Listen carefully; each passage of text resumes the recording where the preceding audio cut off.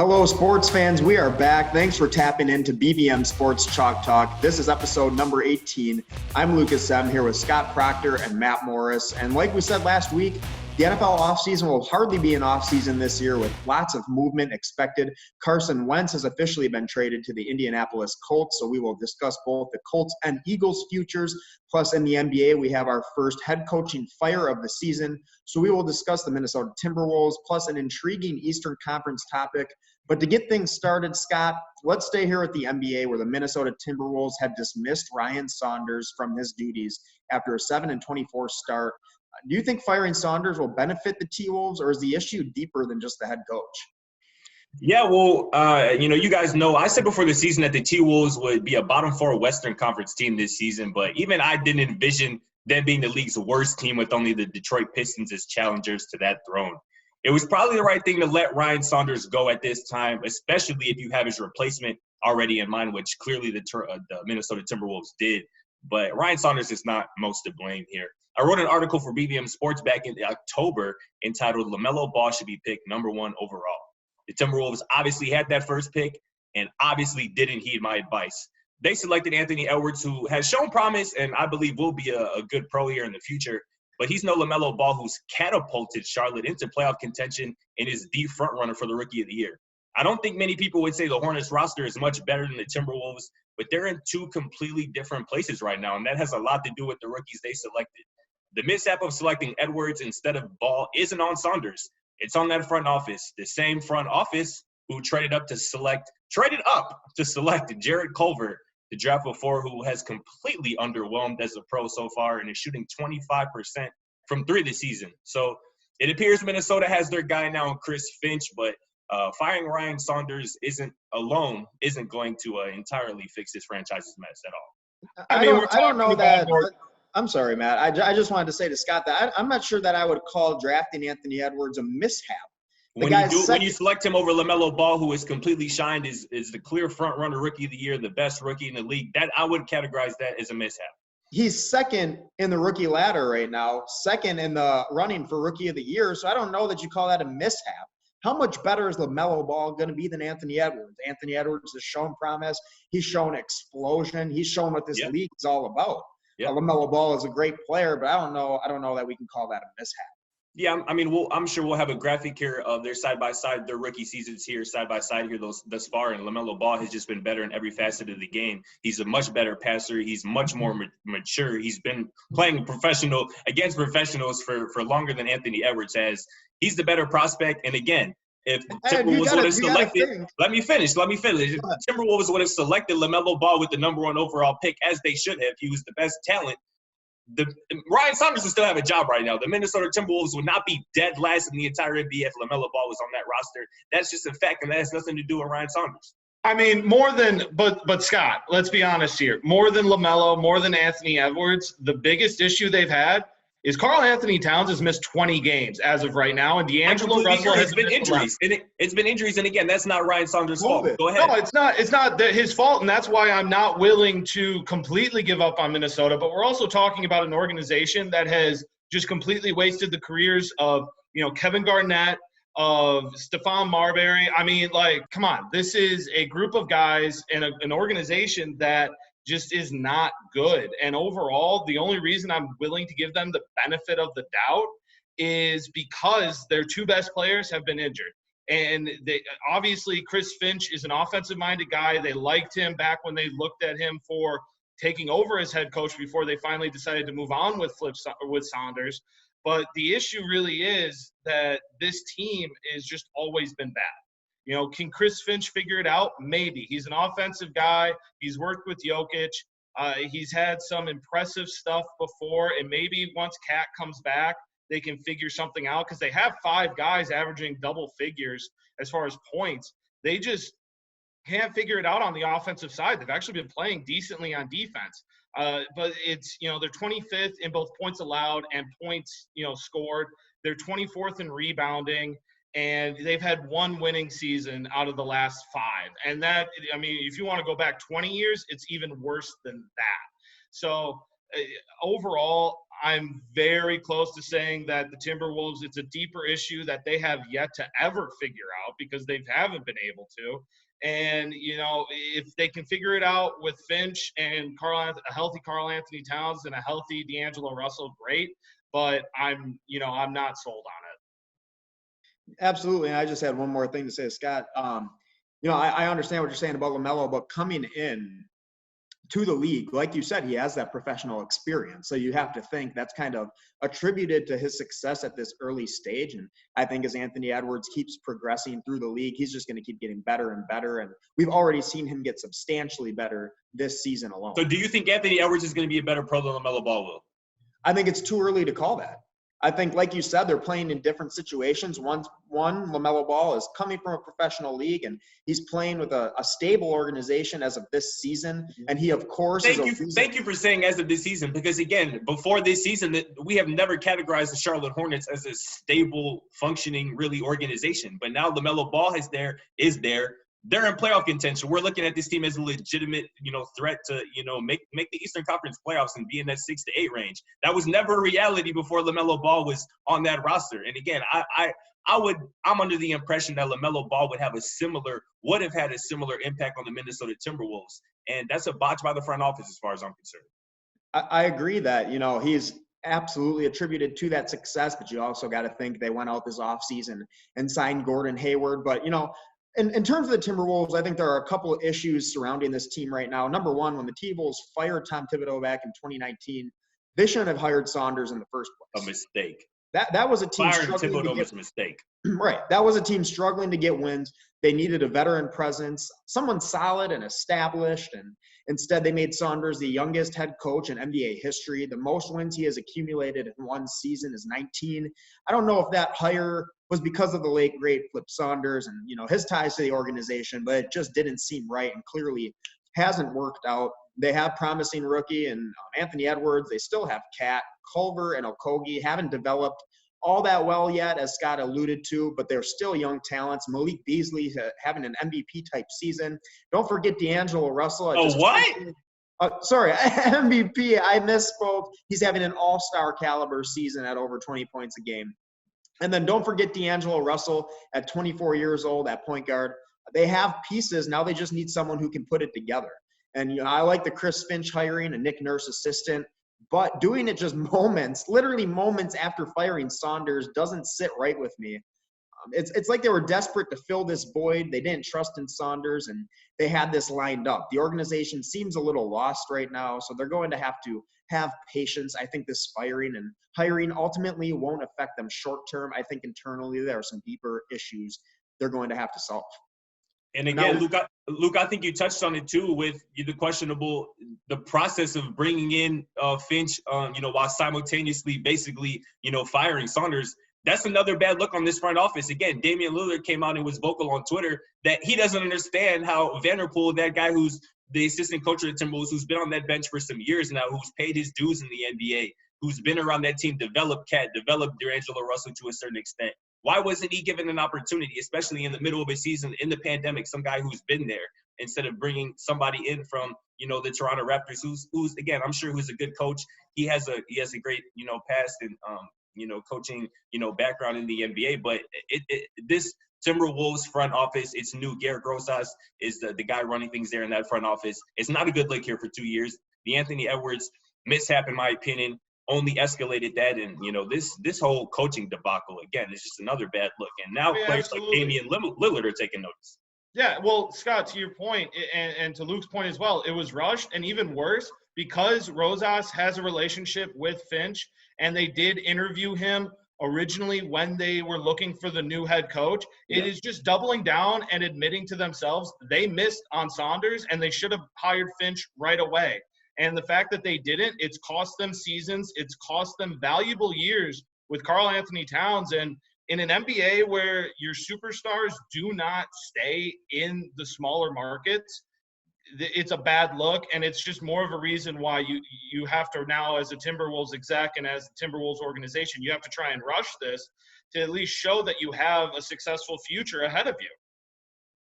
Right, absolutely. But now we know the T-Wolves most likely won't be contending for a playoff spot in the tough Western Conference. But in the Eastern Conference, there's a lot of unknowns. The Celtics, Raptors, Heat, they've all been underperforming, and the Knicks and Hawks have been playing better than expected. However, the East still seems top-heavy with the Nets, 76ers, and Bucks leading the way. Matt, is the East a three-team race, or can one of these teams outside of the top three make the Eastern Conference Finals this year? I don't think it's a three-team race at all. I know that the Nets and the Bucks and the Sixers are obviously the favorites, but to your point, Miami, Toronto, I mean, those are teams that have been historically good. Boston as well, historically good, and recently have been always contenders.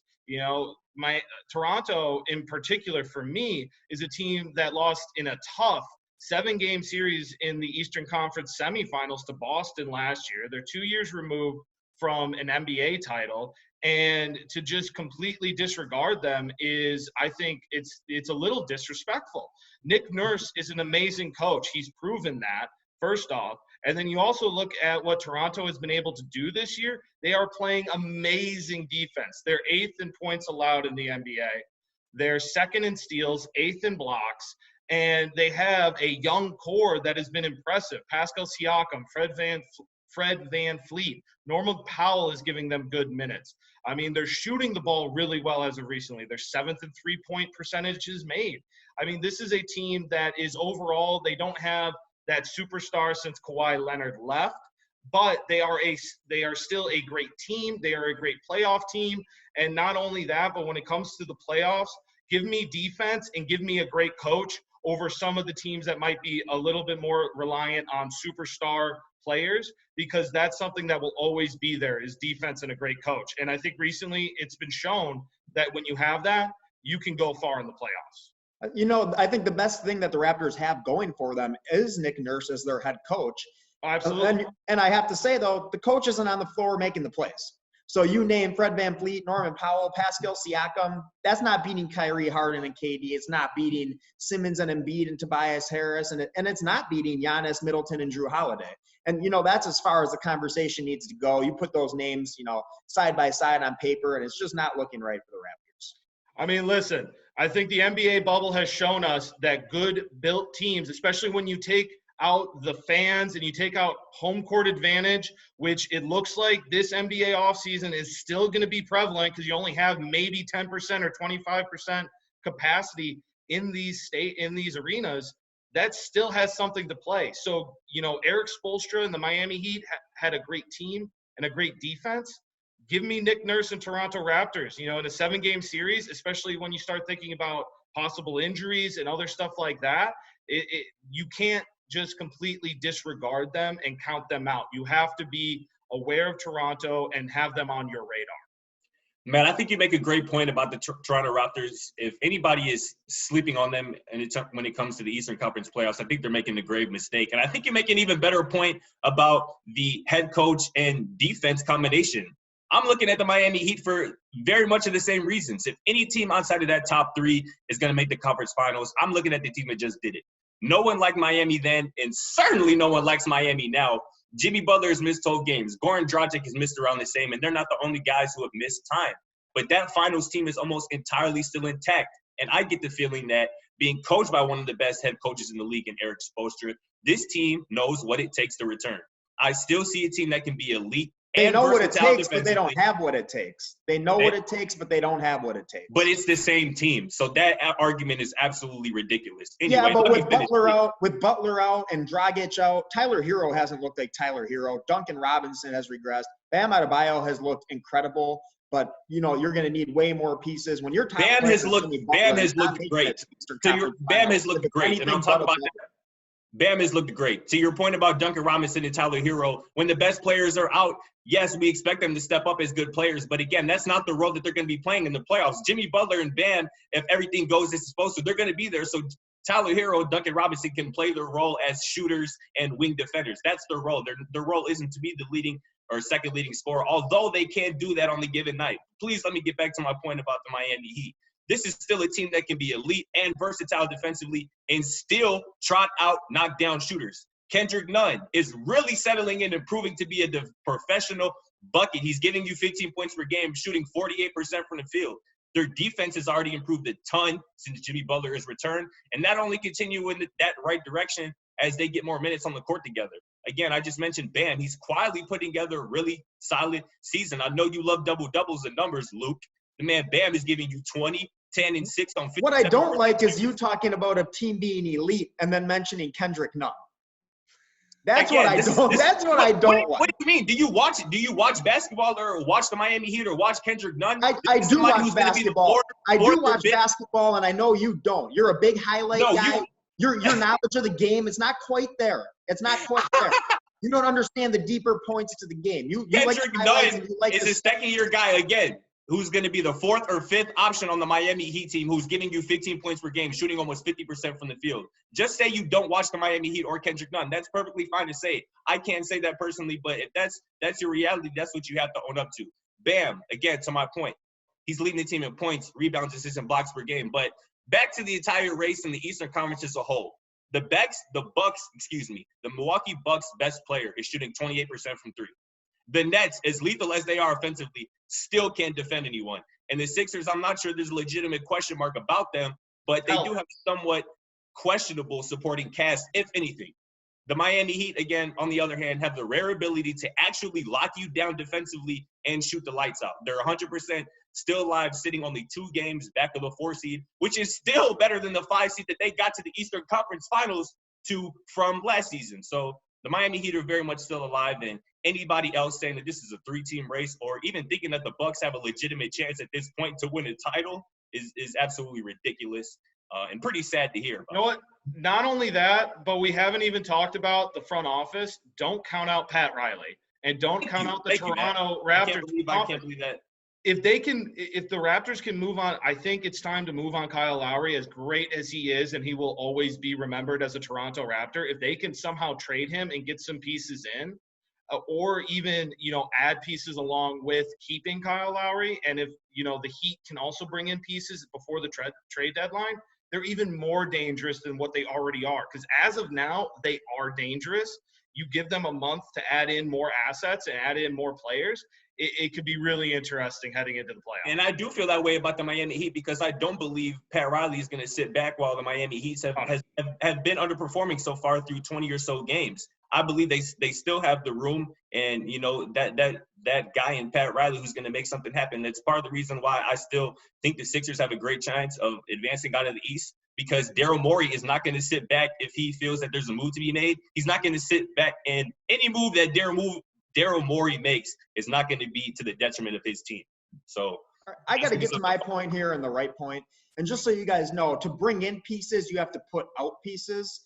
And your big argument for the Heat, Scott, is that, Duncan Robinson and Tyler Hero, they'll trot out shooters and they'll be able to play their role. If they're bringing in a piece that's going to make them a Eastern Conference contender, one of those two is done. But let me set the record straight here. That shouldn't be a big deal then because you just said they're scrubs. That shouldn't be a big deal. You just said they're scrubs. Let me set the record straight here. There is no chance any team named anything other than the Nets, the 76ers, or the Bucks is making the Eastern Conference Finals. The Nets, enough said, Kyrie, KD, and Harden all rolling right now as a unit, figuring it out, and they'll only get better leading up to the playoffs where they actually shine the most. The 76ers with MVP levels. Did you say James Harden shines most in the playoffs? Is that what you just said? The 76ers with MVP levels. Is that what you just said? Because that's blasphemy. And again, another example of not watching basketball. Matt, do you hear something? A vastly improved Ben Simmons playing some of his best basketball and 2-time MVP Giannis Antetokounmpo and the Bucks of Chris Middleton and Drew Holiday. These teams, when it gets down to it, built for the long haul, will not be touched. How are the Bucks built for the long haul? Scott, I got to get through my point here. I let you talk. No, you did. You literally cut me off 3 different times. Only 2 teams will make the Eastern Conference Finals of these 3, and in my personal opinion, that'll be the Bucks and the Nets. But nobody will beat these 3 along the way unless it's one of these 3 beating the others. The Celtics should be ashamed of themselves with Tatum and Brown and Kemba performing at a 500 clip.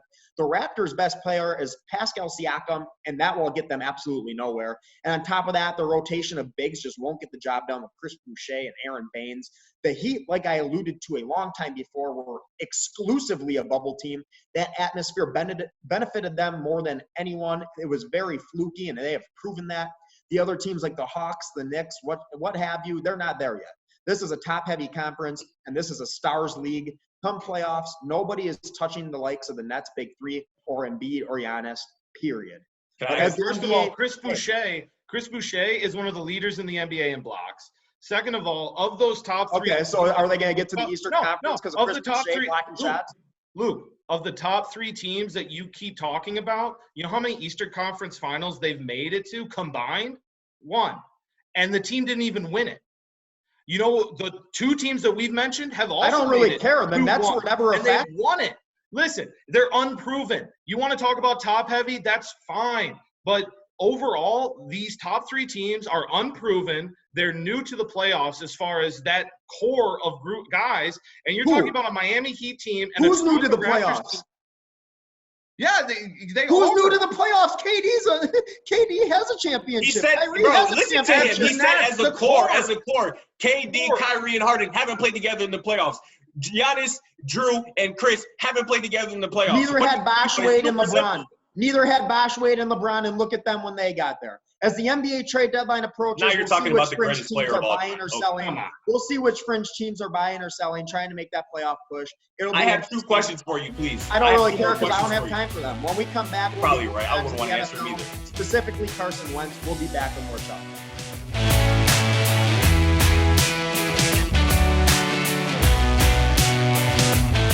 Thanks for sticking with us. This is BVM Sports Chalk Talk, where we will now dive into the NFL. Scott, Carson Wentz is the new QB of the Colts as they acquired him in exchange for a 2021 third-round pick and a 2022 conditional second-round pick. Did the Colts get better with this trade? I think they absolutely got better. This is the best possible spot for Carson Wentz, and the Colts have gotten a lot better because of it. There's no denying how awful Carson Wentz was this past season, and I'm sure Luke will highlight just exactly how bad he was. But there's important context to this one season. The Eagles had the 19th ranked offensive line this season by Pro Football Focus, and they had a new starting five on that unit damn near every week. Their starting guard and starting tackle went out in the preseason. Compound that with the fact that there were zero weapons in Philadelphia for Carson Wentz to work with. Alshon Jeffrey, Deshaun Jackson, Zach Ertz, Miles Sanders all missed significant time. Carson Wentz was basically relegated to throwing to rookies on undrafted guys.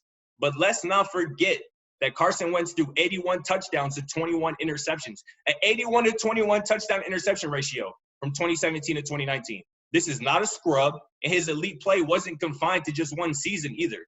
Everyone knows about the infamous 2017 season, or famous 2017 season, I should say. But Wentz drug a depleted Philadelphia team to the playoffs in 2019, where he played all 16 games and threw 27 touchdowns and 7 picks, while becoming the first Eagle to throw for 4,000 yards in a season. Again, this is in 2019. Now he's back with Frank Reich, who called the plays during Wentz's best season as a pro, also an MVP caliber season, where Carson Wentz played 13 games, and his team, the Philadelphia Eagles, won the Super Bowl. Yes, they did it without Carson Wentz for that stretch run, but he played 13 games of that amazing Super Bowl run. The Colts, the Indianapolis Colts, now in my opinion, with Carson Wentz at quarterback, are Super Bowl contenders, especially if the Kansas City Chiefs regress.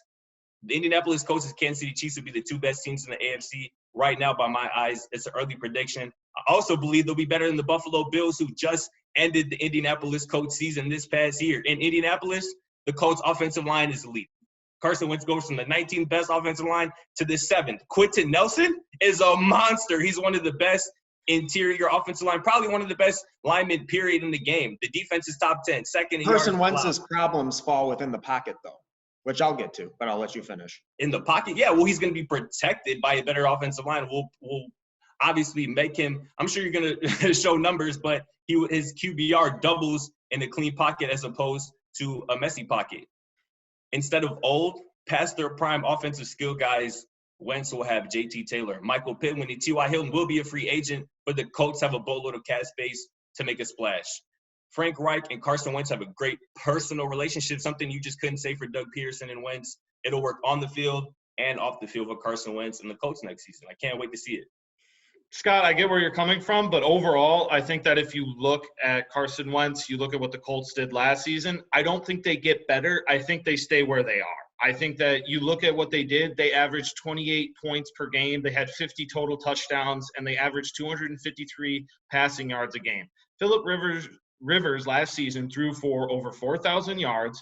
He had a 68% completion rate, and then he had 24 touchdowns to 11 interceptions.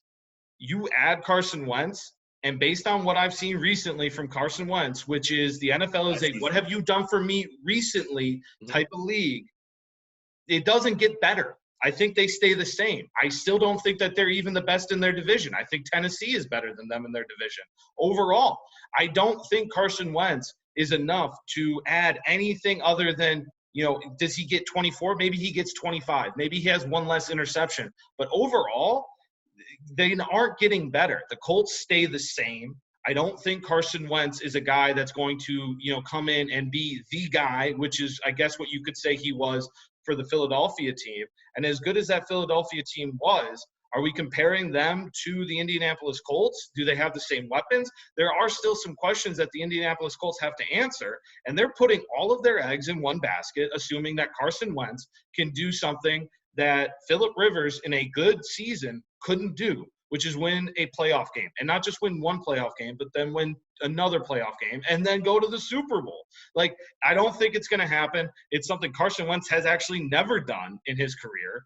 And it's just overall, the Colts did not get better. If anything, they stayed the same, and I don't think they regressed either. So, overall, they haven't impressed me enough to say that they're now Super Bowl contenders. They're still out of the top 5 in the AFC for me.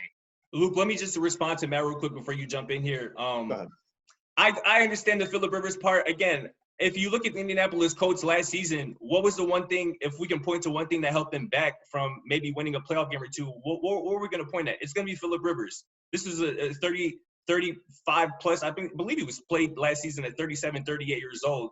Obviously, he's retired now. He's done. He was pretty much done last year. That 24-11 touchdown interception ratio that Phillip Rivers put on for the Colts last year. It can get better than that. Again, I understand Carson Wentz's season last year doesn't give people a lot of hope, but again, if you take his whole career body work as a whole and what he's done under Frank Reich, who's going to be coaching him again this year with a much improved offensive line from Philadelphia, a much improved supporting cast from Philadelphia, a much improved defense. Darius Leonard and DeForest Buckner are stars on the defensive end. No, I'm not disagreeing with any of that. It just doesn't make Carson Wentz a better quarterback. The Colts are great. But if you look at also, you mentioned that they almost beat the Bills. They lost to the Bills not really because of Phillip Rivers. If anything, it was more of the coaching decisions that Frank Reich made, risking it on fourth downs when they should have just gone for a field goal. And if you think that – and do you really think in that moment when they went for it on fourth down right before the half, if you think Carson Wentz makes that play, and even when Phillip Rivers doesn't, that's where we disagree completely, because I don't think Carson Wentz makes that play. And that's what it came down to for the Bills. So that's why I don't think that they got any better. They're just the same. They're a playoff team that overall is going to probably lose in the first round of the playoffs in the wild card. I would love to get in here and commend you for your take. You absolutely hit it on the head. I'm going to reiterate some things you said. The Colts this past season, led by Phillip Rivers, who for my money I think is a Hall of Famer. Again, to reiterate those stats, over 4,000 passing yards, 24 touchdowns. He led them to an 11-5 record, passed at a 68% completion percentage. And Scott, you say it can get better. Well, Carson Wentz was 3-8-1, passed at a 57% completion rate, and had 16 touchdowns to his 15 interceptions. A significantly worse season than Phillip Rivers, and that's who they replace him with? It's one season. And like you mentioned, it doesn't matter. Like Matt said, this is a what have you done for me lately league. And people are going to say, oh, Wentz didn't have the offensive line that the Colts did, like you said. But guess what? Carson Wentz is the worst QB in the league in a clean pocket. Last season he was. That's an important caveat. Last season he was. You have to say that for the audience. So that's going to magically change because they're banking on it that he's playing with his former head coach. And a better offensive line and better weapons. Like I'm going to debunk right now, the offensive line is not going to make a difference. He had 9 interceptions in a clean pocket last season compared to 5 under pressure. He was the only QB in the league with a passer rating under 70 from a clean pocket. The only quarterback in the league. And to be completely honest, the Colts Weapons Hey, Luke, he was bad last season. Okay, and I just don't understand why you think that's going to magically turn around. Because he's done it before. Okay, so just be quiet and let me finish. The Colts weapons catching the ball are equal to that of the Eagles. You mentioned how they had injuries, but Michael Pittman has potential, but so does Jalen Reagor. T.Y. Hilton to the Colts is what Alshon Jeffrey and Deshaun Jackson were to the Eagles. Old, degressing wide receivers. Zach Pascal and Greg Ward, Travis Fulgham, horse of peace. They're just average guys. The Colts getting Carson Wentz is not worth it. They should have kept those second and third round picks, which are valuable picks in the NFL draft. And, they should have either traded up for Mac Jones or Trey Lance or even take a chance on Kyle Trask. The Colts did not get any better adding Wentz. They either plateau, like Matt said, or I'd argue get worse. But moving on from the Colts, the Eagles have now finally cleared the elephant out of the room. Jalen Hurts has to be feeling a little more confident with Wentz officially gone. Matt, are the Eagles better off without Wentz there? Oh, absolutely. I mean, if you look at what was going on this entire season and what has come out since the Carson Wentz trade and since the offseason, it was just a terrible locker room. The chemistry was not there. Jalen Hurts immediately, as soon as you saw him out on the field, he had a better rapport with everyone in that Eagles organization. And just off the chemistry alone, this team improves. Not only that, but Hurts played well. There was potential there. And even though I think a lot of people are going to say go and get a quarterback with that 8th pick, I don't think that's the case. I think, first off, like I said, the Colts will make the playoffs. So I think next year they'll have 2 first-round picks. They'll have that conditional second round will be a first-rounder as well, even if it's a later one. And if you just invest one season with Hurts, bring in some talent with that 8th overall pick, and then continue to build around Jalen Hurts for this season, one of 2 things will happen. One, Hurts works out, and then you make the playoffs and you have your franchise quarterback. Or 2, it doesn't work out. You still have a high pick next year, and you can go out and get your quarterback that you really need, or you can try and sign a guy. So I think that overall, the Eagles came out and just, even though they might have not gotten what they originally wanted for Wentz, they came out winners because they got, to be honest, just a cancer to the locker room, out of the locker room, and now they can start building towards the future. Scott, I'm going to sneak in here because, Matt, I just want to let you know you really brought your A game today.